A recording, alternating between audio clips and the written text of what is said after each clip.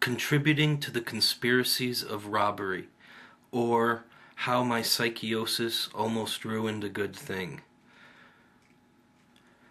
We can't talk right now. You have nothing to say to me, and well, I have more to say to you than you care to hear or I could articulate. So we sit in different rooms with our anger and regret, and nothing gets said. The fact that I sit on the bed, staring at the wall, and intuit the space between us means nothing. For I have not the ability to interpret the actions, emotions, and clinging that created that space, nor any inkling of how to dissipate them. So they remain things between us, things for me to try to learn from or forget, things for you to find impossible to.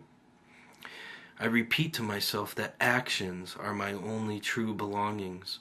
I find comfort in that fact that I do not own this car, this condo, or this computer. Worldly things skip across the surface until they finally sink. But times like this, it is difficult to own my actions, the steps I take, the calls I make, the statements I fake or just can't figure out. Those I own forever as their consequences reverberate out into infinity. Yet infinity is such a long time away, and now is so present, as my actions cause you to rage with the anger of Achilles, even uncharacteristically swearing repeatedly as I started to fire in our fireplace, cut a heart shape out of a cardboard kindling, and laughed as you made up new words to describe how upset you were at me. However, it just isn't funny. No matter how keen your sense of humor, these actions I take, promises I break, half-truths or quickly concocted stories I tell again and again, when really it is just that I am so temporal that I can't hold together a constant personality to which anyone can cling, even myself. I could whine and cry and rage against it all, and have. Believe me, I have. Yet there always remained Jeff, Zeke, zigzagging through that rage and sorrow and regret, trying to excel at a life that fits but is just another passing attraction, like the flashing lights and circus sounds of carnivals as you walk through, spend your money, hopefully win a stuffed bear for the one you love, and relive the impression of it long after it is gone. So I do it. I work, I love, I live, yet the impression just does not stick. I run rather than rage, hide rather than confront, dance instead of take up that war stance that scares me so, because it channels the violence that man and woman have dealt each other over and over through all of recorded history. Yet there you are out in the living room, angry because of my actions. It occurs to me that I am no different merely because I dance.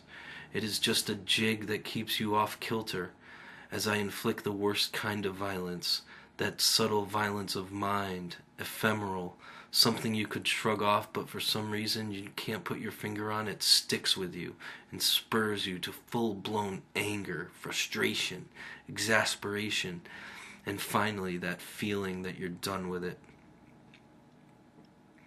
Yet how many people would come right out and divulge their demons like this, uncover their uncertainties, stand naked while their heart burned in the fireplace, address directly the fact that their actions do not always bring comfort, but hoping they, taken as a whole, might allow us to look into each other's eyes and see ourselves in each other? Because,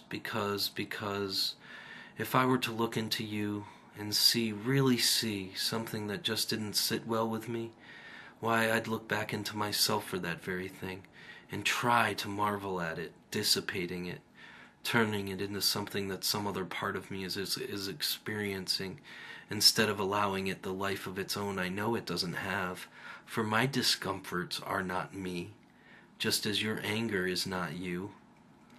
Yet how to explain the divorcement of those emotions, so deeply felt, from that swirling, confused, distracted mind that gobbles them up and spits them back out as those actions I own? Scratch that, I can't explain it.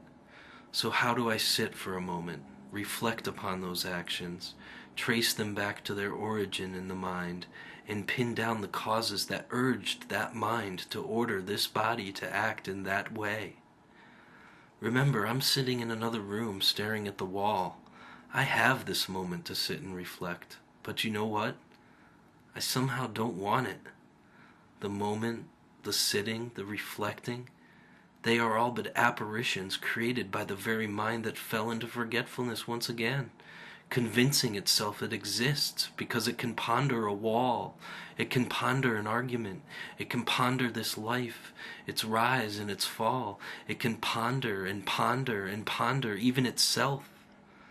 And it does, incessantly, unfailingly, leaping up, shouting, "Look at me, I exist, look at me, I am the center of all that I know for these fleeting moments." And what it does is fulfill this moment, exactly as it must be, always has and always will be. And wouldn't you know it, for me, it is that revelation that gets me up off the bed, and makes me apologize, and choose actions that soothe the anger that brought many woes upon the Achaeans. I had to allude back to the Iliad, I hope you understand. And wouldn't you know it, I'm going to fuck up again. And wouldn't you know it, I'm going to apologize again and again, until these waves we're experiencing calm into a crystal blue reflective surface that shines ourselves back at ourselves and whispers calm, peace, happiness, perhaps even fulfillment. Or not. For deaf ears and the inability to forgive are a cross we bear when we don't listen to what we are telling ourselves. To put it down, put everything down, look at it all on the ground, then look up, look up.